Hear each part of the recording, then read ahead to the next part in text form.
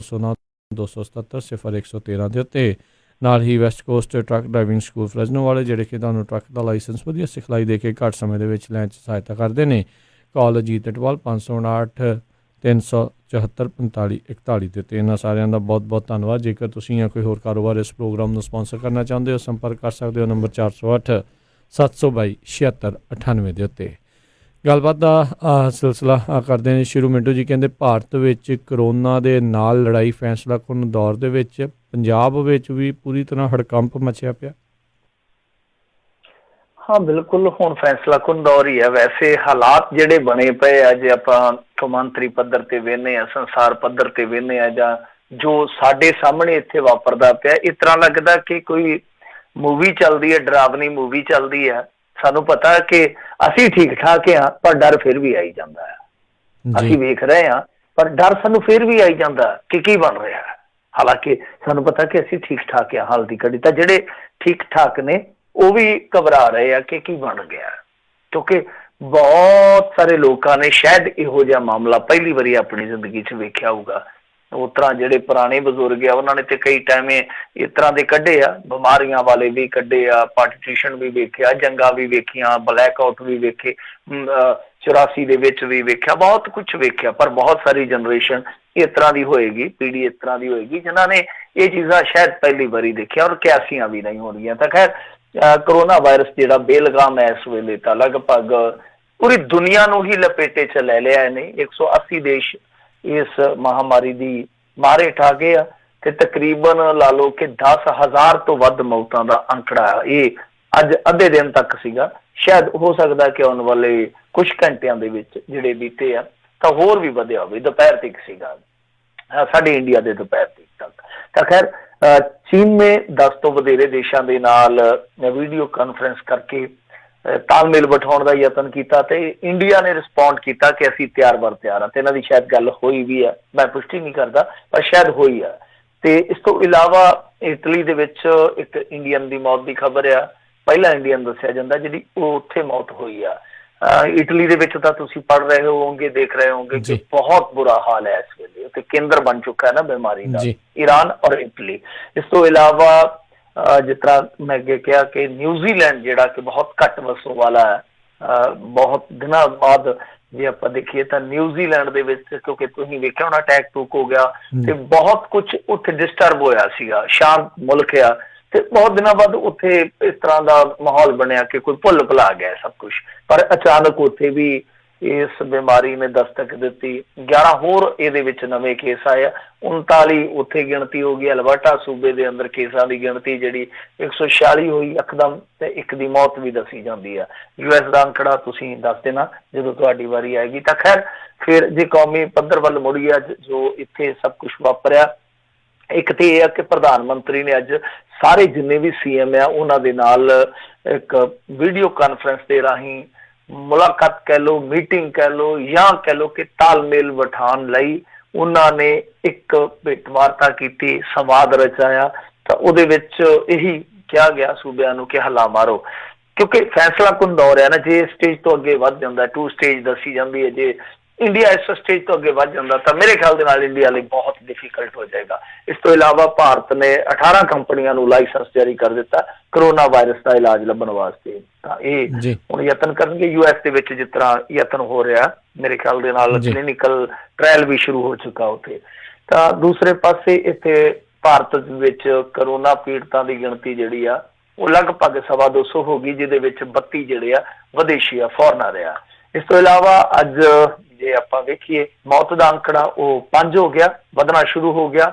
ਕੇਰਲ ਦੇ ਵਿੱਚ corona virus ਦੇ ਇੱਕਦਮ 12 ਹੋਰ ਮਾਮਲੇ ਆ ਗਏ ਆ, ਜੋ ਕਿ ਬਹੁਤ ਜ਼ਿਆਦਾ ਚਿੰਤਾਜਨਕ ਅੰਕੜਾ ਹੈ। ਇਸ ਤੋਂ ਇਲਾਵਾ ਮਹਾਰਾਸ਼ਟਰ ਸਰਕਾਰ ਨੇ ਅੱਜ ਅਚਨਚੇਤ ਬਹੁਤ ਵੱਡਾ ਕਦਮ ਚੁੱਕਿਆ। ਜਿੱਦਾਂ ਲਾ ਲਓ ਪੂਨੇ, ਪਿੰਪਰੀ ਚਿੰਚਵੜ, ਨਾਗਪੁਰ, ਸ਼ਾਇਦ ਮੁੰਬਈ ਵੀ ਹੈ, ਤਾਂ ਤਕਰੀਬਨ ਇਹਨਾਂ ਨੇ ਲੋਕਡਾਊਨ ਕਰ ਦਿੱਤਾ। ਯਕਦਮ ਹੀ ਫੈਸਲਾ ਲਿਆ ਗਿਆ ਦੁਪਹਿਰੇ। ਦਿੱਲੀ ਦੇ ਮੁੱਖ ਮੰਤਰੀ ਅਰਵਿੰਦ ਕੇਜਰੀਵਾਲ ਨੇ ਵੀ ਜਿਹੜੇ ਸ਼ਾਪਿੰਗ ਮਾਲ ਸਨ, ਯਕਦਮ ਉਹਨਾਂ ਨੇ ਵੀ ਫੈਸਲਾ ਲੈ ਲਿਆ ਕਿ ਬੰਦ ਕੀਤੇ ਜਾ ਰਹੇ ਆ। ਇਸ ਤੋਂ ਇਲਾਵਾ ਲਖਨਊ 'ਚ ਖਾਣ ਪੀਣ ਦੀਆਂ ਦੁਕਾਨਾਂ ਜਿਹੜੀਆਂ 31 ਮਾਰਚ ਤੱਕ ਬੰਦ ਰਹਿਣਗੀਆਂ।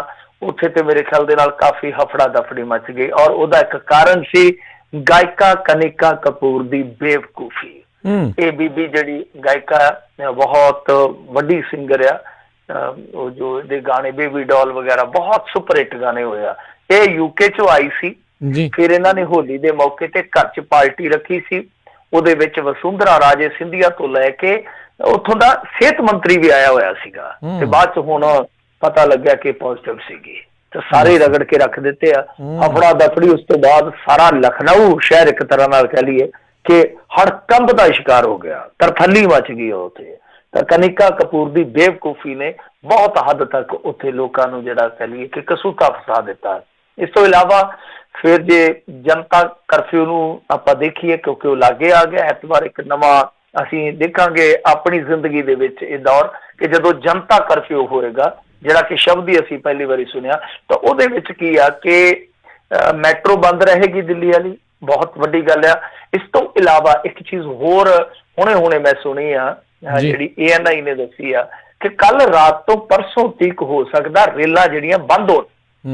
ਮਤਲਬ ਇੰਡੀਅਨ ਰੇਲਵੇ, ਤੁਹਾਨੂੰ ਪਤਾ ਹੀ ਆ, ਇੰਡੀਅਨ ਰੇਲਵੇ ਦੇ ਕਰਮਚਾਰੀ ਆ ਜਿਹੜੇ ਲਗਭਗ ਇੰਨੇ ਆ ਜਿੰਨੇ ਆਰਮੀ ਵਾਲੇ ਹੋਣਗੇ। ਇੰਨੀ ਵੱਡੀ ਸ਼ਾਇਦ ਉਹਨਾਂ ਦੀ ਸੰਖਿਆ ਜੇ ਆਪਾਂ ਦੇਖੀਏ ਤਾਂ ਬਹੁਤ ਵੱਡਾ ਅਦਾਰਾ ਹੈ ਇੰਡੀਅਨ ਰੇਲਵੇ। ਤਾਂ ਇੰਡੀਅਨ ਰੇਲ ਦੇ ਚੱਕੇ ਜਾਮ ਹੋਣਗੇ ਕੱਲ ਰਾਤ ਤੋਂ ਲੈ ਕੇ ਪਰਸੋਂ ਰਾਤ ਤੱਕ 24 ਘੰਟੇ। ਤਾਂ ਇਹ ਜਨਤਾ ਕਰਫਿਊ ਦੇ ਦਰਮਿਆਨ ANI ਨੇ ਇਹਦੀ ਪੁਸ਼ਟੀ ਕੀਤੀ ਹੈ। ਹਾਲਾਂਕਿ ਅਧਿਕਾਰਤ ਤੌਰ ਤੇ ਜਦ ਤੱਕ ਰੇਲ ਮੰਤਰਾਲਾ ਇਹ ਗੱਲ ਨਹੀਂ ਕਹਿੰਦਾ, ਉਦੋਂ ਤੱਕ ਆਪਾਂ ਹਾਲ ਦੀ ਘੜੀ ਕਹਿ ਸਕਦੇ ਹਾਂ ਕਿ ਪੁਸ਼ਟੀ ਹੋਣੀ ਬਾਕੀ ਆ। ਜੇ ਪੰਜਾਬ ਵੱਲ ਪਰਤੀਏ, ਇੱਥੇ ਵੀ ਦਿਨ ਭਰ ਸਭ ਕੁਛ ਇਹੋ ਹੀ ਚੱਲਦਾ ਰਿਹਾ, ਕਰੋਨਾ ਕਰੋਨਾ ਕਰੋਨਾ ਕਰੋਨਾ ਰੋਣਾ ਬਣ ਚੁੱਕਾ ਹੈ। ਤਾਂ ਇੱਥੇ ਕੀ ਆ ਕਿ ਸਭ ਤੋਂ ਪਹਿਲਾਂ ਮਨੀਸ਼ ਤਿਵਾੜੀ ਨੇ ਅੱਜ ਲੋਕ ਸਭਾ 'ਚ ਉਸ ਮੁੰਡੇ ਦਾ ਮੁੱਦਾ ਚੁੱਕਿਆ ਜੋ ਆਸਟ੍ਰੇਲੀਆ ਤੋਂ ਆਇਆ ਸੀਗਾ। ਥੋੜਾ ਜਿਹਾ ਉਹਦਾ ਸਿਰ ਦੁਖਿਆ, ਉਹਨੂੰ ਸਫਦਰਗੰਜ ਹਸਪਤਾਲ ਖੜਿਆ ਗਿਆ, ਉੱਥੋਂ 7ਵੀਂ ਮੰਜ਼ਿਲ ਤੋਂ ਭੇਤ ਭਰੀ ਹਾਲਤ ਦੇ ਵਿੱਚ ਛਾਲ ਮਾਰ ਕੇ ਮਰ ਗਿਆ ਸੀਗਾ। ਤਾਂ ਇਹ ਮੁੱਦਾ ਲੋਕ ਸਭਾ 'ਚ ਗੁੰਜਿਆ। ਹੁਣ ਕੀ ਉਹ ਡਰ ਗਿਆ, ਘਬਰਾ ਗਿਆ, ਜਾਂ ਇਹਨਾਂ ਤੋਂ ਕੁਛ ਐਸੀ ਵੈਸੀ ਕੋਈ ਗੱਲ ਹੋਈ ਆ? ਇਹਦਾ ਭੇਤ ਜ਼ਰੂਰ ਖੁੱਲਣਾ ਚਾਹੀਦਾ ਕਿ ਬੱਚਾ ਵਿਚਾਰਾ ਆਸਟ੍ਰੇਲੀਆ 'ਚ ਪੜ੍ਹ ਕੇ ਇੱਥੇ ਆਇਆ ਸੀ ਆਪਣੇ ਮਾਂ ਪਿਓ ਦੇ ਕੋਲ, ਔਰ ਪੋਜ਼ਿਟਿਵ ਸੀ ਵੀ ਜਾਂ ਨਹੀਂ ਹੈ, ਤਾਂ ਕੀ ਹੋਇਆ, ਐਸਾ ਕੀ ਹੋਇਆ ਕਿ 7ਵੀਂ ਮੰਜ਼ਿਲ ਤੋਂ ਉਹਨੇ ਛਾਲ ਮਾਰ ਕੇ ਆਪਣੇ ਆਪ ਨੂੰ ਮੁਕਾ ਲਿਆ। ਤਾਂ ਹੁਸ਼ਿਆਰਪੁਰ ਦੇ ਵਿੱਚ ਕਰੋਨਾ ਵਾਇਰਸ ਦੇ ਇੱਕ ਪਰਿਵਾਰ ਦੇ 7 ਮੈਂਬਰ ਦੱਸਦੇ ਆ ਕਿ ਸ਼ੱਕੀ ਆ, ਉਹਨਾਂ ਨੂੰ ਸੈਂਪਲਿੰਗ ਵਾਸਤੇ ਭੇਜਿਆ ਗਿਆ। ਇਸ ਤੋਂ ਇਲਾਵਾ 119 ਲੋਕ ਚੰਡੀਗੜ੍ਹ ਦੇ ਵਿੱਚ ਕੀਤੇ ਗਏ ਆਈਸੋਲੇਟ, ਕਿਉਂਕਿ ਉੱਥੇ ਤੁਹਾਨੂੰ ਪਤਾ ਹੀ ਇੱਕ ਬੀਬੀ ਨੇ ਆ ਕੇ ਪੁਆੜਾ ਪਾ ਦਿੱਤਾ, UK ਤੋਂ ਆਈ ਸੀਗੀ, ਤੇ ਉਹਦੇ ਨੌਕਰ ਨੂੰ ਵੀ ਹੋ ਗਿਆ, ਫਿਰ ਉਹਦੇ ਭਰਾ ਨੂੰ ਵੀ, ਉਹਦੀ ਮਾਂ ਨੂੰ ਵੀ, ਉਹਦਾ ਪਿਤਾ ਬਚ ਗਿਆ। ਤਾਂ ਉਹਦੇ ਜਿਨ੍ਹਾਂ ਦੇ ਨਾਲ ਸੰਪਰਕ ਕੀਤਾ ਸਾਰਿਆਂ ਦੀ ਸੂਚੀ ਬਣਾਈ ਗਈ, ਤਾਂ 119 ਲੋਕ ਬਣਦੇ ਆ। ਤਾਂ ਇਹ ਇੱਕ ਬਹੁਤ, ਮੈਂ ਕਹੂੰਗਾ, ਨਿਹਾਇਤ ਪਤਾ ਨਹੀਂ ਸਾਡੇ ਪ੍ਰਬੰਧ ਦੇ ਵਿੱਚ ਕੋਈ ਕਮੀ ਹੋਈ ਹੈ, ਬਹੁਤ ਜ਼ਿਆਦਾ ਨਾਕਸ ਪ੍ਰਬੰਧ ਸਾਡਾ ਸਾਬਤ ਹੋਇਆ, ਨਾ ਅਹਿਲ ਪ੍ਰਬੰਧ ਸਾਬਤ ਹੋਇਆ, ਜਾਂ ਇਸ ਬੀਬੀ ਨੇ ਕੋਈ ਨਿਹਾਇਤ ਬੇਵਕੂਫਾਨਾ ਹਰਕਤ ਕੀਤੀ ਆ ਜਿਹਦੇ ਕਰਕੇ ਸਭ ਕੁਛ ਹੋਇਆ। ਮੋਹਾਲੀ ਦੇ ਵਿੱਚ ਇੱਕ ਬਜ਼ੁਰਗ ਔਰਤ ਜਿਹੜੀ ਉਹ ਵੀ ਪੋਜ਼ਿਟਿਵ ਪਾਈ ਗਈ ਆ। ਇਹ 69 ਸਾਲ ਦੀ ਬਜ਼ੁਰਗ ਔਰਤ ਦੱਸੀ ਜਾਂਦੀ ਆ, ਜਿਹੜੀ ਕਿ UK ਤੋਂ ਪਰਤੀ ਸੀਗੀ। ਇਸੇ ਤਰ੍ਹਾਂ ਹੀ ਜ਼ਿਲ੍ਹਾ ਸੰਗਰੂਰ ਦੇ ਵੱਖ-ਵੱਖ ਹਸਪਤਾਲਾਂ ਦੇ ਵਿੱਚ ਅੱਜ 6 ਸ਼ੱਕੀ ਮਰੀਜ਼ ਜਿਹੜੇ ਆ ਉਹ ਐਡਮਿਟ ਹੋਏ ਆ। ਹਾਲਾਂਕਿ ਪੁਸ਼ਟੀ ਹੋਣੀ ਬਾਕੀ ਹੈ ਕਿ ਉਹ ਨੈਗੇਟਿਵ ਨੇ ਜਾਂ ਪੋਜ਼ਿਟਿਵ ਨੇ। ਇਸ ਤਰ੍ਹਾਂ ਹੀ ਸ੍ਰੀ ਆਨੰਦਪੁਰ ਸਾਹਿਬ ਜਿਹੜਾ ਉਹ ਅੱਜ ਸੀਲ ਕਰ ਦਿੱਤਾ ਗਿਆ। ਉਹਦਾ ਕਾਰਨ ਇਹੋ ਸੀਗਾ ਕਿ ਬੀਤੇ ਦਿਨੀ ਜਿਹੜਾ ਇੱਕ ਵਿਅਕਤੀ ਮਰ ਗਿਆ ਸੀਗਾ ਬੰਗੇ ਲਾਗੇ ਦੇ ਪਿੰਡ ਦਾ, ਤਾਂ ਉਹਦੇ ਬਾਰੇ ਇਹ ਖੁਲਾਸਾ ਹੋਇਆ ਕਿ ਉਹ ਹੋਲਾ ਆਨੰਦਪੁਰ ਸਾਹਿਬ ਦਾ ਜੋ ਹੋਲਾ ਮਹੱਲਾ, ਤਾਂ ਉਹਦੇ ਵਿੱਚ ਸ਼ਾਮਲ ਹੋਇਆ ਸੀਗਾ, ਜਿਸ ਤੋਂ ਬਾਅਦ ਉੱਥੇ ਪ੍ਰਸ਼ਾਸਨ ਦੇ ਵਿੱਚ ਤਰਥੱਲੀ ਮਚ ਗਈ। ਉਹਨਾਂ ਨੇ ਤਕਰੀਬਨ ਸਾਰਾ ਸ਼ਹਿਰ ਹੈ ਜਿਹੜਾ ਉਹ ਸੀਲ ਕਰਕੇ ਸਭ ਕੁਛ ਜਿਹੜਾ ਬੰਦ ਕਰ ਦਿੱਤਾ। ਉਸ ਤੋਂ ਬਾਅਦ ਉਹਨਾਂ ਨੇ ਆਪਣੀ ਕਾਰਵਾਈ ਆਰੰਭ ਕਰ ਦਿੱਤੀ। ਤਾਂ ਇਹ ਵੀ ਮੇਰੇ ਖਿਆਲ ਦੇ ਨਾਲ ਬਹੁਤ ਹੀ ਜ਼ਿਆਦਾ ਕਹੂੰਗਾ ਕਿ ਗਲਤ ਗੱਲ ਸੀਗੀ ਉਸ ਬਾਬੇ ਦੀ, ਜਿਹੜਾ ਆਪ ਵੀ ਸੰਸਾਰ ਤੋਂ ਚੱਲ ਗਿਆ, ਆਪਣੇ ਜੀਆਂ ਨੂੰ ਵੀ ਵਕਤ ਵਾਅਦੇ 'ਚ ਪਾ ਗਿਆ। ਤੇ ਹੁਣ ਜਿਹੜਾ ਵੀ ਬੰਦਾ ਹੋਲਾ ਮਹੱਲਾ ਵੇਖ ਕੇ ਦਰਸ਼ਨ ਕਰਕੇ ਉੱਥੋਂ ਮੇਲਾ ਗਿਲਾ ਕਰਕੇ ਆਇਆ, ਤੇ ਉਹ ਖੁਦ ਹੁਣ ਬਹੁਤ ਜ਼ਿਆਦਾ ਸਖਤੇ 'ਚ ਹੋਏਗਾ। ਇਸ ਤੋਂ ਇਲਾਵਾ ਬਰਨਾਲਾ ਦੇ ਵਿੱਚ ਸਕੇ ਬਾਪ ਜਿਹੜੇ ਆ ਉਹ ਸ਼ੱਕੀ ਪਾਏ ਗਏ ਆ, ਤੇ ਉਹ ਐਡਮਿਟ ਕਰਾਏ ਗਏ ਕਿ ਜਿਹੜੇ ਦੁਬਈ ਦੇ ਵਿੱਚੋਂ ਘੁੰਮ ਕੇ ਆਏ ਥੋੜੇ ਦਿਨ ਪਹਿਲਾਂ। ਇਸ ਤੋਂ ਇਲਾਵਾ ਫਗਵਾੜਾ ਦੇ ਵਿੱਚ ਇੱਕ NRI ਮਰਿਆ, ਹਾਲਾਂਕਿ ਮੌਤ ਸ਼ੱਕੀ ਆ, ਦੱਸਦੇ ਕਿ ਖੰਘ ਜ਼ੁਕਾਮ ਨਾਲ ਮੌਤ ਹੋਈ, ਇਹ ਵੀ ਬਜ਼ੁਰਗ ਸੀਗਾ, ਪਰ ਪੁਸ਼ਟੀ ਹੋਣੀ ਹਾਲੇ ਇਹਦੀ ਵੀ ਬਾਕੀ ਹੈ। ਤਾਂ ਇਸ ਤਰ੍ਹਾਂ ਜ਼ਿਲ੍ਹਾ ਫਤਿਹਗੜ੍ਹ ਸਾਹਿਬ ਦੇ ਵਿੱਚ ਧਾਰਾ 144 ਲਾ ਦਿੱਤੀ ਗਈ ਆ। 144 ਦਾ ਭਾਵ ਤੁਸੀਂ ਸਮਝਦੇ ਹੋ ਕਿ 3 ਤੋਂ ਵੱਧ ਜਾਂ 4 ਤੋਂ ਵੱਧ ਬੰਦੇ ਜਿਹੜੇ ਉਹ ਇਕੱਠੇ ਨਹੀਂ ਹੋ ਸਕਦੇ। ਸਾਡੇ ਪਿੰਡ ਵੀ ਅਨਾਉਂਸਮੈਂਟ ਕਰੀ ਜਾਂਦੇ ਸੀ, ਮੇਰੇ ਖਿਆਲ ਦੇ ਨਾਲ ਸ੍ਰੀ ਮੁਕਤਸਰ ਸਾਹਿਬ ਦੇ ਵਿੱਚ ਵੀ ਲਾ ਦਿੱਤੀ ਗਈ ਹੈ, ਤੇ ਇਹਦਾ ਮਤਲਬ ਕਿ ਹੋਰ ਜ਼ਿਲ੍ਹਿਆਂ ਦੇ ਵਿੱਚ ਵੀ ਲੱਗੀ ਹੋਊਗੀ। ਇਸ ਤੋਂ ਇਲਾਵਾ ਅੱਜ ਇੱਕ ਖਬਰ ਫੈਲ ਗਈ ਕਿ ਇੰਟਰਨੈਟ ਬੰਦ ਕੀਤਾ ਜਾ ਰਿਹਾ, ਤਾਂ ਕੈਪਟਨ ਅਮਰਿੰਦਰ ਸਿੰਘ ਨੂੰ ਸਫਾਈ ਦੇਣੀ ਪਈ ਕਿ ਨਹੀਂ, ਪੰਜਾਬ ਸਰਕਾਰ ਦੀ ਐਸੀ ਕੋਈ ਯੋਜਨਾ ਨਹੀਂ ਹੈ। ਤਾਂ ਦੂਸਰੇ ਪਾਸੇ ਦਿੱਲੀ ਆਦਮਪੁਰ ਦੀਆਂ ਜਿਹੜੀਆਂ ਲੋਕਲ ਫਲਾਈਟਾਂ 2 ਦਿਨਾਂ ਵਾਸਤੇ ਉਹ ਵੀ ਰੱਦ ਕਰ ਦਿੱਤੀਆਂ ਗਈਆਂ, ਤੇ ਕੈਪਟਨ ਅਮਰਿੰਦਰ ਸਿੰਘ ਨੇ ਜਾਂ ਕਹੀਏ ਕਿ ਇਹਨਾਂ ਦੇ ਸਰਕਾਰੀ ਅਮਲੇ ਫੈਲੇ ਨੇ ਹੁਣ ਥੋੜੀ ਸਖਤੀ ਕਰਨੀ ਸ਼ੁਰੂ ਕਰ ਦਿੱਤੀ ਆ, ਕਿਉਂਕਿ ਹੁਣੇ ਜਿਹੜੇ ਹੈਗੇ ਆ ਸਿੱਖਿਆ ਮਾਮਲਿਆਂ ਦੇ ਸਕੱਤਰ ਹੈ ਜਿਹੜੇ ਕ੍ਰਿਸ਼ਨ ਕੁਮਾਰ ਜੀ, ਉਹਨਾਂ ਦਾ ਬਿਆਨ ਆਇਆ ਸੀਗਾ ਕਿ ਨਿੱਜੀ ਸਕੂਲਾਂ ਨੂੰ ਅਸੀਂ ਖਾਸ ਤੌਰ ਤੇ ਚੇਤਾਵਨੀ ਦਿੰਦੇ ਹਾਂ ਕਿ ਸੁਧਰ ਜੋ, ਕਿਸੇ ਨੇ ਸਕੂਲ ਨਹੀਂ ਲਾਉਣਾ, ਕਿਸੇ ਨੇ ਟੀਚਿੰਗ ਜਾਂ ਨਾਨ ਟੀਚਿੰਗ ਸਟਾਫ ਨਹੀਂ ਸੱਦਣਾ, ਜੇ ਸੱਦਿਆ ਤਾਂ ਫਿਰ ਬਹੁਤ ਸਖਤ ਕਾਰਵਾਈ ਕਰਾਂਗੇ। ਇਹਦਾ ਮਤਲਬ ਹੈ ਕਿ ਪੰਜਾਬ ਸਰਕਾਰ ਇhtiyatan ਬਹੁਤ ਵੱਡੇ ਕਦਮ ਚੁੱਕ ਰਹੀ ਹੈ। ਪਰ ਜਾਂਦੇ ਜਾਂਦੇ ਇਸ ਮਾਮਲੇ ਤੋਂ ਮੈਂ ਇੱਕ ਗੱਲ ਜ਼ਰੂਰ ਕਹੂੰਗਾ ਕਿ ਸਾਡੇ ਪੰਜਾਬੀ ਦੇਖੋ, ਤੁਹਾਡੇ ਉੱਧਰ ਲੋਕ ਕਿੰਨੇ ਜ਼ਿਆਦਾ ਗੰਭੀਰ ਨੇ ਇਸ ਮਾਮਲੇ ਨੂੰ ਲੈ ਕੇ, ਔਰ ਸਾਨੂੰ ਵੀ ਸਮਝਣਾ ਚਾਹੀਦਾ ਕਿ ਜੇ ਅਮਰੀਕਾ ਦਾ ਇਹ ਹਾਲ ਆ, ਕੈਨੇਡਾ ਦਾ ਇਹ ਹਾਲ ਆ, UK ਦਾ ਇਹ ਹਾਲ ਆ, ਜਰਮਨ ਦਾ ਇਹ ਹਾਲ ਆ, ਇਟਲੀ ਦਾ ਇਹ ਹਾਲ ਆ, ਕਿ ਅਸੀਂ ਪਾਣੀ ਹੰਡੇ ਵੀ ਨਹੀਂ ਇਹਨਾਂ ਦੇ। ਇਹਨਾਂ ਦੀਆਂ ਮੁਲਕਾਂ ਦੀਆਂ ਵਿਵਸਥਾਵਾਂ ਨੇ ਨਾ ਜਿਸ ਤਰ੍ਹਾਂ ਦੀਆਂ, ਅਸੀਂ ਉਹਨਾਂ ਦੇ ਮੈਂ ਕਹੂੰਗਾ ਕਿ ਪਾਸਕੂ ਵੀ ਨਹੀਂ ਆ, ਤੇ ਸਾਡੇ ਲੋਕ ਲਾਈਟਲੀ ਲੈ ਰਹੇ ਆ, ਇੰਨੀਆਂ ਜ਼ਿਆਦਾ ਅਫਵਾਹਾਂ ਸਪਰੈਡ ਕਰ ਰਹੇ ਆ, ਖੁਦ ਰੋਣਾ ਆਉਂਦਾ ਹੈ। ਮੈਂ ਖੁਦ ਵੀ ਅੱਜ ਅਪੀਲ ਕੀਤੀ ਹੈ ਜਾਂ ਲਾਮਤਾਂ ਵੀ ਪਾਈਆਂ, ਨਹੀਂ ਤਾਂ ਅਕਸਰ ਮੈਂ ਫੇਸਬੁੱਕ ਤੇ ਲਿਖਦਾ ਨਹੀਂ ਅੱਜ ਕੱਲ। ਉਹ ਇਸ ਤਰ੍ਹਾਂ ਹੋਇਆ ਕਿ ਕੋਈ ਆਪ ਫੇਕ ਚਿੱਠੀ ਬਣਾ ਕੇ ਲਿਖ ਦਿੰਦਾ ਕਿ ਲਓ ਜੀ ਇੰਟਰਨੈਟ ਬੰਦ ਹੋ ਗਿਆ, ਕੋਈ ਇਹ ਅਫਵਾਹ ਡਾ ਦਿੰਦਾ ਕਿ ਯਕਦਮ ਪਠਾਨਕੋਟ ਦੇ ਵਿੱਚ 5 ਮਰੀਜ਼ ਜਿਹੜੇ ਆ ਬਾਜ਼ਾਰ ਚੋਂ ਪੋਜ਼ਿਟਿਵ ਨਿਕਲ ਆਉਂਦੇ ਆ। ਤਾਂ ਤੁਸੀਂ ਇਹ ਦੇਖੋ ਕਿ ਉੱਥੇ ਜਿਹੜਾ ਸ਼ਹਿਰ ਹੋਏਗਾ, ਬਾਜ਼ਾਰ ਹੋਏਗਾ, ਉਹਦਾ ਕੀ ਹਾਲ ਹੋ ਗਿਆ ਹੋਊਗਾ। ਕੋਈ ਧਾਰਮਿਕ ਪੁਰਸ਼ ਦਾ ਨਾਂ ਲੈ ਕੇ ਕਹਿੰਦਾ ਕਿ ਉਹ ਮਰ ਗਿਆ, ਫਲਾਣਾ ਮਰ ਗਿਆ। ਦੇਖੋ ਲਾਹਨਤ ਹੈ ਤੁਹਾਡੀ ਸੋਚ ਤੇ, ਜੇ ਤੁਹਾਡਾ ਕੋਈ ਵਿਰੋਧੀ ਆ ਤੁਸੀਂ ਉਹਨੂੰ ਮਾਰ ਹੀ ਰਹੇ ਹੋ, ਤੁਹਾਨੂੰ ਕਰੋਨਾ ਹੋ ਗਿਆ। ਫਿਰ ਕੋਈ ਕਹੀ ਜਾਂਦਾ ਜਹਾਜ਼ਾਂ ਨਾਲ ਸਪਰੇਅ ਹੋਈ ਆ ਜੀ, ਦੁਪਹਿਰੇ ਰਾਤ ਨੂੰ ਹੋਣੀ ਆ, ਇੱਥੇ ਹੋ ਗਈ। ਸੋ ਇੰਨੀਆਂ ਅਫਵਾਹਾਂ ਫੈਲਾ ਰਹੇ ਆ ਕਿ ਕਿਤੇ ਡਰ ਲੱਗਦਾ ਸੱਚੀ ਉਹ ਨੈਟ ਬੰਦ ਨਾ ਕਰ ਦੇਣ। ਤੇ ਜੇ ਨੈਟ ਬੰਦ ਹੋ ਗਿਆ, ਬੱਸਾਂ ਸਾਡੀਆਂ ਬੰਦ, ਰੇਲਾਂ ਸਾਡੀਆਂ ਬੰਦ, ਆਟੋ ਸਾਡੇ ਬੰਦ, ਘਰ ਸਾਡੇ ਬੰਦ, ਤੇ ਅਸੀਂ ਦਾਦ ਫਰਿਆਦ ਫਿਰ ਕਾਹਦੇ ਨਾਲ ਕਰਨੀ ਹੈ? ਖੇ ਦੀ ਮਿੱਟੀ ਨਾਲ। ਸੋ ਪੰਜਾਬੀਆਂ ਨੂੰ ਅਕਲ ਕਰਨੀ ਚਾਹੀਦੀ ਹੈ, ਮਹਾਂਮਾਰੀ ਆ, ਇਹ ਕੋਈ ਮਜ਼ਾਕ ਨਹੀਂ ਹੈਗਾ। ਤੇ ਜਦੋਂ ਇਸ ਤਰ੍ਹਾਂ ਮਹਾਂਮਾਰੀ ਫਿਰ ਘਰਾਂ 'ਚ ਵੜਦੀ ਹੈ, ਉਦੋਂ ਤੁਹਾਡੇ ਲਾਈਕ, ਤੁਹਾਡੇ ਕਮੈਂਟ, ਤੁਹਾਡੇ ਫਾਲੋਅਰ ਨਹੀਂ ਦੇਖਦੀ, ਗਿਣਤੀ ਕਰਦੀ ਕਿ ਇਹ ਬਹੁਤ ਪ੍ਰਸਿੱਧ ਹੈ। ਸੋ ਬਚੋ, ਆਪਣਾ ਆਪਣੇ ਪਰਿਵਾਰ ਦਾ ਖਿਆਲ ਰੱਖੋ। ਸਮਾਜ ਪ੍ਰਤੀ ਜੋ ਜ਼ਿੰਮੇਵਾਰੀਆਂ ਹੁੰਦੀਆਂ ਇੱਕ ਨਾਗਰਿਕ ਦੀਆਂ, ਉਹ ਇਹੋ ਜਿਹੇ ਮੌਕਿਆਂ ਤੇ ਹੀ ਪਛਾਣੀਆਂ ਜਾਂਦੀਆਂ ਨੇ ਕਿ ਹਾਂ ਉਸ ਬੰਦੇ ਨੇ ਜ਼ਿੰਮੇਵਾਰੀਆਂ ਕਿਸ ਤਰ੍ਹਾਂ ਨਿਭਾਈਆਂ। ਤਾਂ ਘੱਟੋ ਘੱਟ ਜ਼ਿੰਮੇਵਾਰ ਬਣੋ, ਇਹ ਬਹੁਤ ਜ਼ਰੂਰੀ ਹੈ ਜੀ। ਤੇ ਮਿੰਟੂ ਜੀ, ਬਹੁਤ ਸਾਰੇ ਜਿਹੜੇ ਸਾਡੇ ਸਰੋਤੇ ਆ, ਕਈਆਂ ਨੇ ਉੱਧਰੋਂ ਇੱਧਰ ਨੂੰ ਵੀ ਆਉਣਾ ਹੈ, ਫਲਾਈਟਾਂ ਬਾਰੇ ਪੁੱਛ ਰਹੇ ਆ ਵੀ ਕੋਈ ਇੱਦਾਂ ਦੀ ਕੋਈ ਤਾਂ ਨਹੀਂ ਹੋਈ ਵੀ ਬਾਹਰਲੀਆਂ ਅੰਤਰਰਾਸ਼ਟਰੀ ਫਲਾਈਟਾਂ ਕੈਂਸਲ ਨੇ ਜਾਂ ਹੋਣੀਆਂ, ਚੱਲਣੀਆਂ ਜਾਂ ਨਹੀਂ ਚੱਲਣੀਆਂ? ਨਹੀਂ, ਦੇਖੋ ਮੈਂ ਇੱਕ ਚੀਜ਼ ਕਹੂੰਗਾ ਕਿ ਹੁਣ ਇੱਧਰੋਂ ਪਤਾ ਨਹੀਂ ਕੀ ਹਿਸਾਬ ਕਿਤਾਬ ਆ। ਵੈਸੇ ਤਾਂ ਮੇਰੇ ਖਿਆਲ ਦੇ ਨਾਲ ਇਹਨਾਂ ਨੇ ਬਿਲਕੁਲ ਆਈਸੋਲੇਟ ਕਰ ਲਿਆ ਇਸ ਮੁਲਕ ਨੂੰ ਵੀ। ਕਿਉਂਕਿ ਦੇਖੋ ਇਹਨਾਂ ਨੇ ਵੈਸੇ ਤੇ ਕਿਹਾ ਸੀਗਾ ਕਿ 22 ਤੋਂ ਬਾਅਦ ਅਸੀਂ ਇੱਥੇ ਕੋਈ ਕਮਰਸ਼ੀਅਲ ਜਿਹੜੀ ਫਲਾਈਟ ਹੈ ਉਹ ਲੈਂਡ ਹੀ ਨਹੀਂ ਕਰਨ ਦੇਣੀ। ਪਰ ਸੁਣਨ ਦੇ ਵਿੱਚ ਜੋ ਆਇਆ ਕਿ ਪਹਿਲਾਂ ਹੀ ਇਹਨਾਂ ਨੇ ਰੈੱਡ ਸਿਗਨਲ ਦੇਤਾ, ਕਿਉਂਕਿ ਹਾਲੈਂਡ ਦੇ ਵਿੱਚ, ਸਿੰਗਾਪੁਰ ਦੇ ਵਿੱਚ, ਮਾਰੀਸ਼ਸ ਦੇ ਵਿੱਚ ਬਹੁਤ ਸਾਰੇ ਇੰਡੀਅਨ ਫਸੇ ਹੋਏ ਆ, ਉਹ ਦਾਦ ਫਰਿਆਦ ਕਰਦੇ ਪਏ। ਪਰ ਜਵਾਬ ਇਹੋ ਮਿਲਦਾ ਕਿ ਭਾਈ ਇੰਡੀਆ ਵਾਲੇ ਜਿਹੜੇ ਆ ਅਲਾਓ ਨਹੀਂ ਕਰ ਰਹੇ। ਤਾਂ ਇਹਦਾ ਮਤਲਬ ਹੈ ਕਿ ਜੇ ਫਲਾਈਟ ਇੰਡੀਅਨ ਲੋਕਾਂ ਵਾਸਤੇ ਅਲਾਓ ਨਹੀਂ ਕਰ ਰਹੇ ਤੇ ਇੱਥੋਂ ਜਾਣ ਵਾਸਤੇ ਉਹ ਕਿੰਨੇ ਕੁ ਕਹਿਣਗੇ ਕਿ ਮੈਨੂੰ ਨਹੀਂ ਲੱਗਦਾ ਕਿ ਇਹ ਮਾਮਲਾ ਜਿਹੜਾ ਉਹ ਇੰਨਾ ਜ਼ਿਆਦਾ ਸੌਖਾ ਹੋ ਗਿਆ ਹੋਏਗਾ। ਕਿਉਂਕਿ ਬਾਹਰ ਜਾਣ ਵਾਸਤੇ ਸ਼ਾਇਦ ਹੋ ਸਕਦਾ ਫਲਾਈਟਾਂ ਜਾਂਦੀਆਂ, ਹੁਣ ਮੈਨੂੰ ਪੱਕਾ ਨਹੀਂ ਪਤਾ, ਕਨਫਰਮ ਨਹੀਂ ਹੈ, ਪਰ ਇਸ ਮਾਮਲੇ 'ਚ ਮੈਂ ਕਨਫਰਮ ਆ ਕਿ ਜਿਹੜੇ ਉਧਰ ਫਸੇ ਹੋਇਆ ਉਹਨਾਂ ਵਾਸਤੇ ਵੀ ਰਹਿਤ ਹਾਲ ਦੀ ਘੜੀ ਨਹੀਂ ਦਿੱਤੀ ਜਾ ਰਹੀ। ਜੀ ਬਿਲਕੁਲ, ਇਹ ਜਿਹੜੇ ਧਿਆਨ ਰੱਖਣ। ਇਹ ਜੇ ਸਭ ਤੋਂ ਵੈਸੇ ਤਾਂ ਈਜ਼ੀ ਸੋਲਿਊਸ਼ਨ ਇਸ ਦਾ ਇਹੀ ਆ ਵੀ ਆਪਣੀ ਜਿਹੜੀ ਏਅਰਲਾਈਨ ਉਹਨੂੰ ਕਾਲ ਕਰਕੇ ਭਾਈ ਪੁੱਛ ਲਓ ਤੁਹਾਡੀ ਫਲਾਈਟ ਉੱਡਣੀ ਆ ਕਿ ਨਹੀਂ ਉੱਡਣੀ, ਐਟਲੀਸਟ ਤੁਹਾਨੂੰ ਉਹ ਜਵਾਬ ਜਿਹੜਾ ਉਹ ਦੇ ਸਕਦੇ ਨੇ। ਸਭ ਨੂੰ ਪਤਾ ਵੀ ਹੈ ਤਾਂ ਪ੍ਰੋਬਲਮ ਆ, ਜਾਂ ਜੇ ਤੁਸੀਂ ਅਮਰੀਕਾ ਤੋਂ ਗਏ ਹੋ ਤਾਂ ਅਮਰੀਕਾ ਦੇ ਜਿਹੜੇ ਸਟੇਟ ਡਿਪਾਰਟਮੈਂਟ ਆ ਉਹਨਾਂ ਨੂੰ ਈਮੇਲ ਜਾਂ ਕਾਲ ਕਰਕੇ ਪੁੱਛ ਲਓ ਵੀ ਕੀ ਅਸੀਂ ਜੇ ਇਸ ਤਰੀਕੇ ਦੇ ਨਾਲ ਫਸੇ ਹਾਂ ਤਾਂ ਅਸੀਂ ਕੀ ਜਿਹੜਾ ਉਹ ਕਰ ਸਕਦੇ ਹਾਂ। ਸੋ ਇਹ ਹੁਣ ਨਾ ਇਹ ਸਿਚੁਏਸ਼ਨ ਜਿਹੜੀ ਇੰਨੀ ਕੁ ਬੈਡ ਜਿਹੜੀ ਬਹੁਤ ਜ਼ਿਆਦਾ ਹੋ ਚੁੱਕੀ ਆ, ਤੇ ਹੁਣ ਇਹਦਾ ਮਤਲਬ ਇਹੀ ਆ ਵੀ ਲੋਕਾਂ ਨੂੰ ਜਿੱਥੇ ਜਿੱਥੇ ਬੈਠੇ ਆ ਆਪਣੇ ਆਪ ਨੂੰ ਬਚਾ ਕੇ ਰੱਖਣਾ, ਦੁਨੀਆ ਨੂੰ ਜਿਹੜਾ ਬਚਾ ਕੇ ਰੱਖਣ ਦੀ ਜ਼ਰੂਰਤ ਆ। ਹੁਣ ਆਉਣਾ ਜਾਣਾ ਚਾਹੇ ਮੇ ਵੀ ਆਉਣ ਵਾਲੇ ਕੁਝ ਹਫ਼ਤਿਆਂ ਦੇ ਲਈ ਜਿਹੜੀ ਆ ਉਹ ਪ੍ਰੋਬਲਮ ਆ ਉਹ ਹੋਵੇ, ਪਰ ਕਨਫਰਮ ਜਿਹੜਾ ਆਪੋ ਆਪਣੀ ਤੁਸੀਂ 에ਅਰਲਾਈਨ ਤੋਂ ਜ਼ਰੂਰ ਕਰ ਲਓ, ਕਰਦੇ ਰਹੋ। ਬਿਲਕੁਲ ਬਿਲਕੁਲ ਅਪ ਟੂ ਡੇਟ ਰਹੋ ਇਸ ਮਾਮਲੇ 'ਚ। ਔਰ ਮੈਂ ਤੇ ਇਹੀ ਕਹੂੰਗਾ ਕਿ ਕਾਹਲੀ ਨਾ ਕਰੋ, ਕਾਹਲੀ ਨਾ ਕਰੋ, ਕਿਉਂਕਿ ਵੇਖੋ ਮੈਂ ਇੱਕ ਗੱਲ ਬਹੁਤ ਦੁੱਖ ਨਾਲ ਕਹੂੰਗਾ ਕਿ ਅਸੀਂ ਬਚੇ ਹੋਏ ਸੀ ਨਾ ਪੰਜਾਬ ਵਾਲੇ, ਜੀ ਜੀ, ਸਾਨੂੰ ਹੁਣ ਮਾਰ ਕਿੱਥੋਂ ਪਈ ਆ ਵੇਖੋ, ਕਿ ਜਿਹੜੇ ਲੋਕ ਬਾਹਰੋਂ ਆਏ ਆ, ਜੇ ਉਹ ਜ਼ਿੰਮੇਵਾਰੀ ਨਿਭਾ ਲੈਂਦੇ। ਦੇਖੋ ਸਾਡਾ ਪ੍ਰਬੰਧ ਤੇ ਹੈ ਹੀ ਨਿਕੰਮਾ, ਨਾ ਅਹਿਲ ਪ੍ਰਬੰਧ ਆ, ਹਨਾ। ਤੇ ਜੇ ਉਹ ਹੀ ਕਹਿੰਦੇ ਕਿ ਭਾਈ ਅਸੀਂ ਉਦੋਂ ਤੱਕ ਅਸੀਂ ਬਾਹਰ ਨਹੀਂ ਜਾਣਾ ਜਦ ਤੱਕ ਚੈੱਕ ਨਹੀਂ ਕਰਦੇ, ਕਿਉਂਕਿ ਅਸੀਂ ਘਰਾਂ 'ਚ ਜਾਣਾ, ਅਸੀਂ ਆਪਦੇ ਲੋਕਾਂ 'ਚ ਜਾਣਾ ਹੈ, ਕਿਉਂਕਿ ਬਾਹਰ ਤੇ ਸਾਰੀਆਂ ਚੀਜ਼ਾਂ ਹੋ ਚੁੱਕੀਆਂ ਸਨ ਨਾ।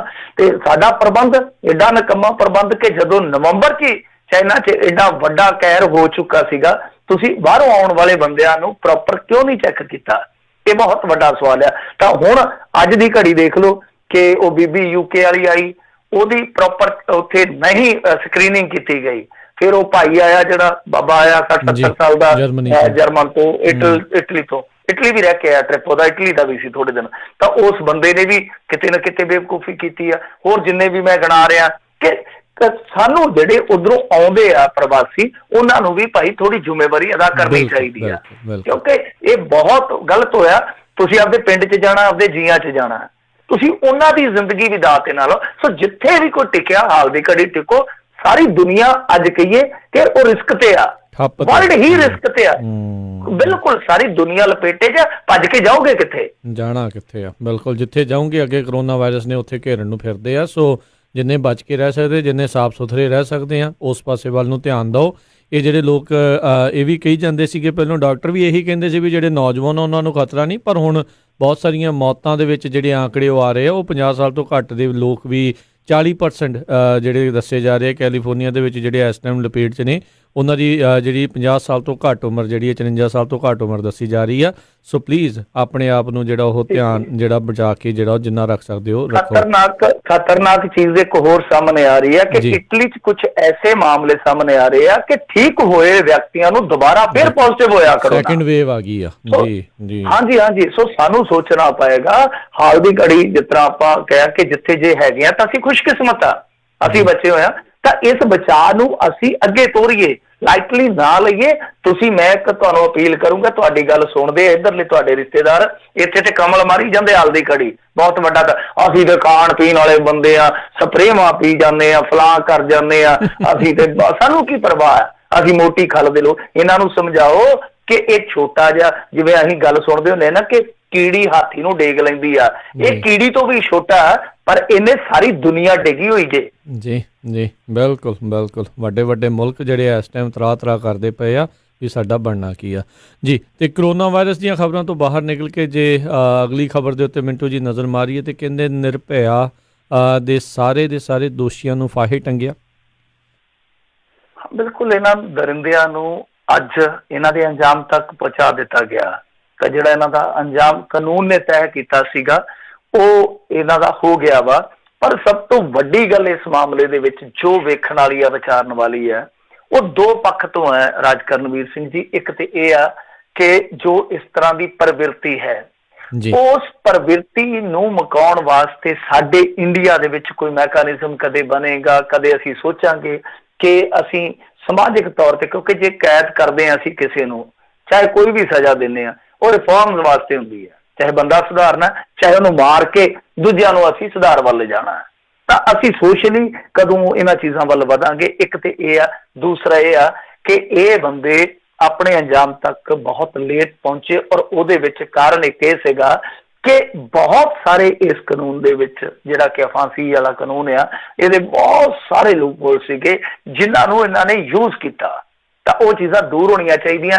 ਇੱਕ ਚੀਜ਼ ਹੋਰ ਮੈਂ ਦੋਗਲੀ ਵੇਖੀ ਇਹਦੇ ਵਿੱਚ ਕਿ ਇਹਨਾਂ ਦੀਆਂ ਮੁੜ ਕੇ ਅੰਤ ਦੇ ਵਿੱਚ ਰਾਸ਼ਟਰਪਤੀ ਨੇ ਅਪੀਲਾਂ ਜਿਹੜੀਆਂ ਭੜਕਾ ਕੇ ਮਾਰੀਆਂ ਮਿੰਟਾਂ 'ਚ, ਪਰ ਦਵਿੰਦਰਪਾਲ ਸਿੰਘ ਭੁੱਲਰ ਵਰਗੇ ਬੰਦਿਆਂ ਦੀਆਂ ਅਪੀਲਾਂ ਜਿਹੜੀਆਂ ਸਾਲਾਂ ਬੱਧੀ ਇਹਨਾਂ ਨੇ ਦੱਬੀ ਰੱਖੀਆਂ।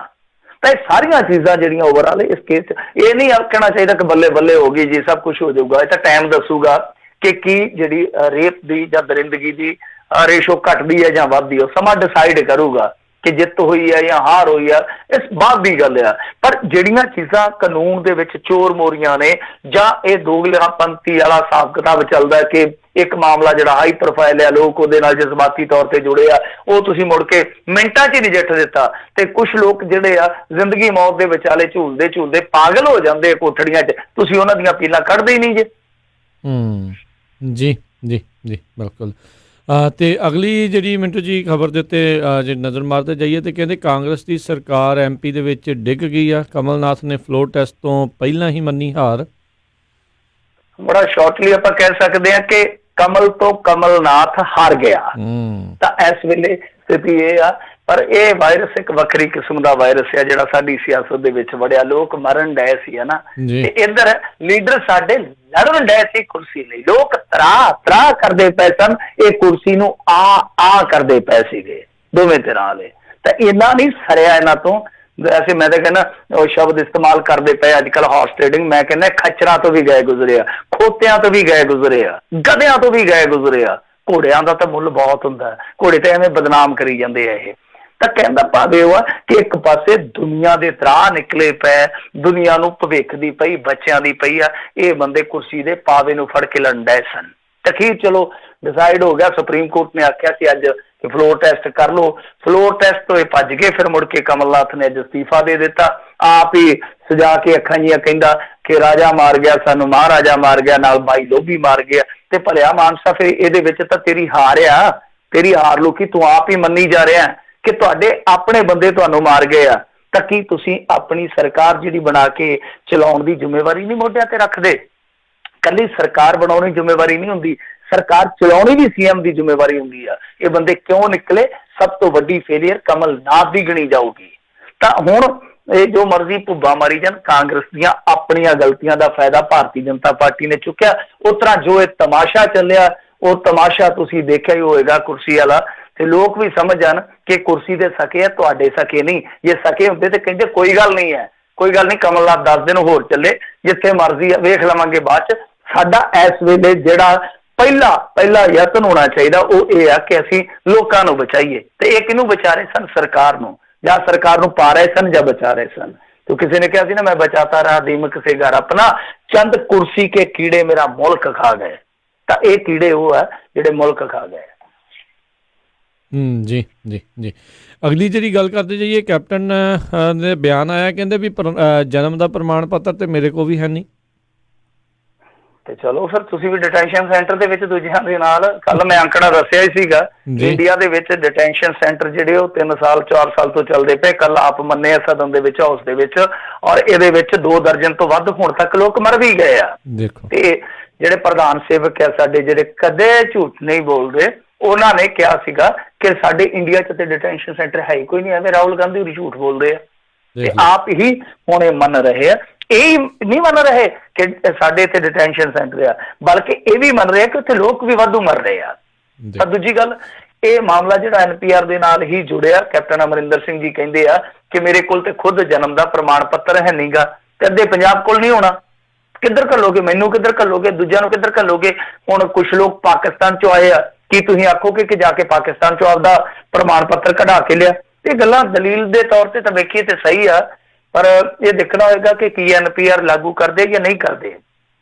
ਕਿਉਂਕਿ ਜੋ ਖਬਰਾਂ ਨੇ ਅੰਦਰ ਖਾਤੇ ਤੋਂ ਉਹ ਇਹ ਆ ਕਿ ਕੈਪਟਨ ਅਮਰਿੰਦਰ ਸਿੰਘ ਹੁਰਾਂ ਨੇ ਇੱਕ ਪਾਸੇ ਤੇ ਇਹ ਮਤਾ ਪਾਇਆ ਹੋਇਆ ਅਸੈਂਬਲੀ ਦੇ ਵਿੱਚ ਕਿ ਅਸੀਂ NPR ਦੀ ਪ੍ਰਕਿਰਿਆ ਜਿਹੜੀ ਉਹ ਇੱਥੇ ਲਾਗੂ ਹੀ ਨਹੀਂ ਕਰਨੀ, ਤੇ ਦੂਸਰੇ ਪਾਸੇ ਇਹ ਕਹਿੰਦੇ ਆ ਕਿ ਅਛੋਪਲੇ ਜੇ ਸਾਰਾ ਡਾਟਾ ਦੇ ਵੀ ਰਹੇ ਆ ਜਿਹੜੇ ਕੇਂਦਰ ਦੇ ਡਾਇਰੈਕਟਰ ਲੱਗੇ ਹੋਏ ਇਸ ਮਾਮਲੇ 'ਚ।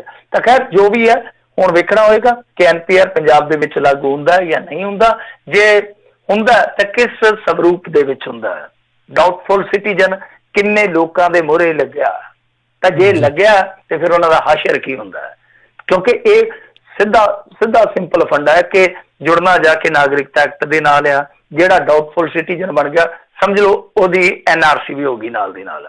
ਉਹਦੇ ਕੋਲ 2 ਆਪਸ਼ਨ ਹੋਣਗੇ, ਜਾਂ ਤੇ ਸੈਂਟਰ ਦੇ ਵਿੱਚ ਜਾਂ ਧਰਮ ਪਰਿਵਰਤਨ ਕਰ ਲਾ। ਜੀ ਜੀ। ਅਗਲੀ ਜਿਹੜੀ ਮਿੰਟੂ ਜੀ ਗੱਲ ਕਰਦੇ, ਕਹਿੰਦੇ ਟੈਕਸ ਅਦਾ ਨਾ ਕਰਨ ਦੇ ਉੱਤੇ ਬਾਬੂਆਂ ਨੂੰ ਨੋਟਿਸ।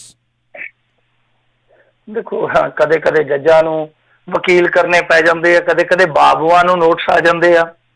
ਇਹੀ ਇਸ ਮੁਲਕ ਦੀ, ਜਿਹਨੂੰ ਦੁਨੀਆ ਦੀ ਸਭ ਤੋਂ ਵੱਡੀ ਡੈਮੋਕ੍ਰੇਸੀ ਕਿਹਾ ਜਾਂਦਾ, ਉਹਦੀ ਖਾਸੀਅਤ ਹੈ ਕਿ ਇਹੋ ਜਿਹੀਆਂ ਰੰਗੀਨ ਖਬਰਾਂ ਵੀ ਆ ਜਾਂਦੀਆਂ। ਗਮਗੀਨ ਖਬਰਾਂ ਦੇ ਵਿੱਚ ਇਹੋ ਜਿਹੀਆਂ ਰੰਗੀਨ ਖਬਰਾਂ ਵੀ ਆ ਕਿ ਕਿਧਰੇ ਜੱਜ ਆ ਜਿਹੜਾ ਸਾਬਕਾ ਜੱਜ ਕਹਿ ਲਈਏ ਜਾਂ ਬਹੁਤ ਵੱਡਾ ਜੱਜ, ਚੀਫ ਜਸਟਿਸ ਆਫ ਇੰਡੀਆ ਰਹਿ ਚੁੱਕਾ ਬੰਦਾ, ਜਦ ਸਹੁੰ ਚੁੱਕਦਾ ਤਾਂ ਸ਼ੇਮ ਸ਼ੇਮ ਦੇ ਨਾਅਰੇ ਲੱਗਦੇ ਆ। ਕਿਤੇ ਜੱਜਾਂ ਨੂੰ ਵਕੀਲ ਕਰਨੇ ਪੈ ਰਹੇ, ਔਰ ਕਿਤੇ DC ਜਿਹੜੇ ਆ ਉਹਨਾਂ ਸਮੇਤ ਬਾਬੂਆਂ ਨੂੰ ਨੋਟਿਸ ਨਿਕਲਦੇ ਆ ਸਰਕਾਰ ਵੱਲੋਂ ਜਾਂ ਨਿਗਮ ਵੱਲੋਂ, ਸਥਾਨਕ ਸਰਕਾਰਾਂ ਦਾ ਜਿਹੜਾ ਮਹਿਕਮਾ, ਕਿ ਭਾਈ ਸਾਹਿਬ ਤੁਸੀਂ ਆਪਣਾ ਪ੍ਰੋਪਰਟੀ ਟੈਕਸ ਨਹੀਂ ਭਰਿਆ। ਤਾਂ ਇਹ ਲੁਧਿਆਣੇ ਦੀ ਘਟਨਾ ਜਿੱਥੇ 50 ਬਾਬੂਆਂ ਨੂੰ ਇਹਨਾਂ ਨੇ ਨੋਟਿਸ ਘੱਲਿਆ ਕਿਉਂਕਿ ਇਹਨਾਂ ਨੇ ਆਪਣਾ ਪ੍ਰੋਪਰਟੀ ਟੈਕਸ 2013 ਤੋਂ ਨਹੀਂ ਭਰਿਆ। ਪਰ ਇੱਥੇ ਇੱਕ ਸਮੱਸਿਆ ਜ਼ਰੂਰ ਆ। ਸਮੱਸਿਆ ਇਹ ਆ ਜੋ ਆਪਾਂ ਦੇਖਦੇ ਆਮ ਤੌਰ ਤੇ ਕਿ ਮੰਨ ਲਓ ਇੱਕ ਅਫਸਰ ਦਾ ਤਬਾਦਲਾ ਹੋ ਜਾਂਦਾ ਹੈ, ਹੁਣ ਉਹ ਚੱਲ ਗਿਆ ਬੋਰੀ ਬਿਸਤਰਾ ਬੰਨ ਕੇ, ਉਹਨੇ ਟੈਨਸ਼ਨ ਨਹੀਂ ਲਈ ਕਿ ਆਪਣਾ ਟਾਈਮ ਟੱਪ ਗਿਆ, ਹੁਣ ਕਿਹਦੇ ਯਾਦ ਆ, ਜਿਵੇਂ ਆਂਦੇ ਹੁੰਦੇ ਨਾ ਕੋਠਾ ਉਸਰਿਆ ਤੇ ਤਰਖਾਣ ਵਿਸਰਿਆ, ਮਤਲਬ ਕਿ ਜਾਂ ਕਹਿੰਦੇ ਤੇ ਬੁਖਾਰ ਉਤਰਿਆ ਤੇ ਰਾਮ ਵਿਸਰਿਆ, ਕਿ ਸਰ ਗਿਆ ਡੰਗ ਆਪਣਾ ਕੀ ਆ, ਹੁਣ ਜਾ ਕੇ ਅੱਗੇ ਬਹਿਨੇ ਫਿਰ ਉੱਥੇ ਦੇਖ ਲਵਾਂਗੇ। ਤਾਂ ਜਿਹੜਾ ਬਾਅਦ ਚ ਆਉਂਦਾ ਉਹ ਇਸ ਗੱਲ ਤੇ ਪੱਕਾ ਹੋ ਜਾਂਦਾ ਹੈ ਕਿ ਯਾਰ ਉਹ ਪਹਿਲੇ ਨੇ ਨਹੀਂ ਭਰਿਆ, ਮੈਂ ਕੀ ਲੈਣਾ ਦੇਣਾ।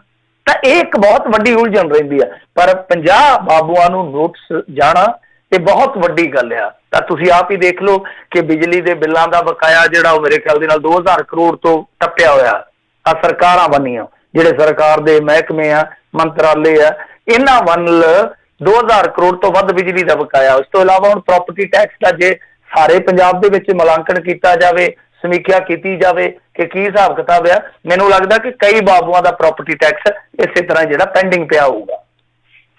ਜੀ ਜੀ ਜੀ ਜਾਂਦੇ ਜਾਂਦੇ ਮਿੰਟੂ ਜੀ ਖਬਰ ਜਿਹੜੀ ਉਸ ਦੇ ਉੱਤੇ ਜੇ ਨਜ਼ਰ ਮਾਰੀਏ ਤੇ ਕਹਿੰਦੇ ਗੁਰਸਿੱਖ ਪੰਚਾਇਤ ਅਧਿਕਾਰੀ ਦੀ ਲੋਕਾਂ ਦੇ ਵੱਲੋਂ ਕੁੱਟਮਾਰ। ਹਾਂਜੀ, ਇਹ ਫਤਿਹਗੜ੍ਹ ਸਾਹਿਬ ਦੇ ਵਿੱਚ ਘਟਨਾ ਵਾਪਰੀ ਆ ਜਿੱਥੇ ਕੋਈ ਜ਼ਮੀਨ ਦਾ ਰੌਲਾ ਸੀਗਾ। ਗਏ ਪੈਮਾਇਸ਼ ਵਗੈਰਾ ਕਰਦੇ ਆ, ਜਿਹੜੀ ਜ਼ਮੀਨ ਦੀ ਮਿਣਦੇ ਆ ਜਾਂ ਜੋ ਨਿਸ਼ਾਨਦੇਹੀ ਹੁੰਦੀ ਆ, ਤੇ ਉਹ ਜਦੋਂ ਅਧਿਕਾਰੀ ਉੱਥੇ ਗਏ ਆ, ਜਿਹੜੀ ਅੱਗੇ ਭੀੜ ਖਲੋਤੀ ਸੀ, ਮਤਲਬ ਕਿ ਜਿਨ੍ਹਾਂ ਦਾ ਰੌਲਾ ਸ਼ੌਲਾ ਹੋਊਗਾ ਉਹ ਗੱਲ ਪੈ ਗਏ ਆ। ਤੇ ਇੱਥੇ ਜਿਹੜਾ ਪੰਚਾਇਤ ਅਧਿਕਾਰੀ ਸੀਗਾ ਇਕਬਾਲ ਸਿੰਘ, ਉਹਦੇ ਦੱਸਦੇ ਆ ਕਿ ਬਹੁਤ ਜ਼ਿਆਦਾ ਇੱਕ ਤੇ ਕੁੱਟਮਾਰ ਕੀਤੀ ਗਈ, ਫਿਰ ਜ਼ਲਾਲਤ ਦਿੱਤੀ ਗਈ ਕਿਉਂਕਿ ਉਹ ਗੁਰਸਿੱਖ ਸੀ, ਕੇਸਧਾਰੀ ਸੀਗਾ, ਕਕਾਰਧਾਰੀ ਸੀਗਾ। ਤਾਂ ਉਹਦੇ ਨਾ ਸਿਰਫ ਕੁੱਟਮਾਰ ਹੁੰਦੀ ਆ ਬਲਕਿ ਉਹਦਾ ਸਿਰ ਵੀ ਤੋੜਿਆ ਜਾਂਦਾ ਹੈ। ਤਾਂ ਉਹ ਮੀਡੀਆ ਦੇ ਸਾਹਮਣੇ ਆਇਆ ਕਿ ਦੇਖੋ ਜੀ ਸਾਡਾ ਮਹਿਕਮਾ, ਜਾਂ ਤੁਹਾਨੂੰ ਪਤਾ ਹੀ ਹੈ ਵੈਸੇ ਸਰਕਾਰ ਦੇ ਮਹਿਕਮਿਆਂ ਦੇ ਜਾਂ ਉਹਨਾਂ ਦੇ ਆਪਣੇ ਅਧਿਕਾਰੀ ਕਰਮਚਾਰੀਆਂ ਦੀਆਂ ਕਈ ਮਜਬੂਰੀਆਂ ਹੋ ਜਾਂਦੀਆਂ। ਉਹ ਕਹਿੰਦੇ ਕਿ ਕੋਈ ਨਹੀਂ ਸੁਣਦਾ ਪਿਆ, ਤਾਂ ਬਹਰਹਾਲ ਮੈਨੂੰ ਇਨਸਾਫ ਚਾਹੀਦਾ, ਮੇਰਾ ਕੀ ਕਸੂਰ ਆ। ਤੇ ਵਾਕਿਆ ਇਨਸਾਫ ਮਿਲਣਾ ਚਾਹੀਦਾ, ਜਾਂਚ ਪੜਤਾਲ ਹੋਣੀ ਚਾਹੀਦੀ ਆ। ਜੇ ਦੋਸ਼ ਸਹੀ ਆ ਤਾਂ ਉਹਨਾਂ ਬੰਦਿਆਂ ਤੇ ਨਾ ਸਿਰਫ ਕ੍ਰਿਮੀਨਲ ਮਾਮਲਾ ਦਰਜ ਹੋਣਾ ਚਾਹੀਦਾ, ਉਹ ਤੇ ਚਲੋ ਹੋ ਜਾਊਗਾ, ਬਲਕਿ ਧਾਰਮਿਕ ਸਜ਼ਾ ਵੀ ਲਾਉਣੀ ਚਾਹੀਦੀ ਹੈ ਕਿਉਂਕਿ ਉਹਨਾਂ ਦੇ ਵਿੱਚ ਸਿੱਖ ਹੀ ਹੋਣਗੇ। ਹੁਣ ਉਧਰੋਂ ਆ ਕੇ ਚੀਨੀਏ ਤੇ ਲੜੇ ਨਹੀਂ, ਇੱਥੇ ਹੋਰ ਅੰਗਰੇਜ਼ ਤੇ ਆਈ ਨਹੀਂ ਹੈ, ਇੱਥੋਂ ਦੇ ਲੋਕ ਹੋਣਗੇ ਨਾ। ਫਤਿਹਗੜ੍ਹ ਸਾਹਿਬ ਦੀ ਘਟਨਾ। ਔਰ ਦੂਜੀ ਗੱਲ ਇਹ ਆ ਕਿ ਜਦੋਂ ਇਸ ਤਰ੍ਹਾਂ ਕੋਈ ਸਰਕਾਰੀ ਮੁਲਾਜ਼ਮ ਕਿਸੇ ਧੱਕੇਸ਼ਾਹੀ ਦਾ ਸ਼ਿਕਾਰ ਹੋ ਜਾਂਦਾ, ਸਾਡੀ ਪਹਿਲੀ ਪਰਸੈਪਸ਼ਨ ਇਹ ਹੁੰਦੀ ਆ, ਧਾਰਨਾ ਇਹ ਹੁੰਦੀ ਆ ਕਿ ਲੈ ਇਹ ਕਿਹੜਾ ਸਾਊ ਆ। ਜੇ ਉਹ ਸਾਊ ਨਹੀਂ ਹੈ ਤਾਂ ਤੁਹਾਡੇ ਕੋਲ ਸਰਟੀਫਿਕੇਟ ਨਹੀਂ ਹੈ ਉਹਦਾ ਕਿ ਹਾਂ ਭਾਈ ਇਹ ਸਾਊ ਨਹੀਂ ਹੈ। ਹੋ ਸਕਦਾ ਉਹ ਸਾਊ ਹੋਵੇ, ਹੋ ਸਕਦਾ ਇਮਾਨਦਾਰ ਹੋਵੇ। ਔਰ ਦੂਜੀ ਚੀਜ਼ ਇਹ ਆ ਕਿ ਜੇ ਆਮ ਸਿੱਖ ਦੇ ਨਾਲ ਇਸ ਤਰ੍ਹਾਂ ਦੀ ਘਟਨਾ ਵਾਪਰਦੀ ਆ ਫਿਰ ਸਾਰੀ ਸਿੰਪਤੀ ਉੱਥੇ ਚੱਲ ਜਾਂਦੀ ਆ। ਤਾਂ ਇੱਧਰ ਵੀ ਨਾਲ ਖੜਨ ਦੀ ਜ਼ਰੂਰਤ ਆ ਕਿਉਂਕਿ ਇਹ ਵੀ ਤੁਹਾਡਾ ਹੀ ਗੁਰਸਿੱਖ ਭਰਾ ਆ। ਤਾਂ ਜਥੇਬੰਦੀਆਂ ਨੂੰ ਵੀ ਆਪਣੇ ਤੌਰ ਤੇ ਇਹੋ ਜਿਹੇ ਬੰਦੇ ਦੀ ਸਪੋਰਟ ਕਰਨੀ ਚਾਹੀਦੀ ਹੈ ਜੇਕਰ ਉਹ ਸੱਚ ਕਹਿੰਦਾ ਤਾਂ। ਜੀ ਜੀ ਬਿਲਕੁਲ ਬਿਲਕੁਲ।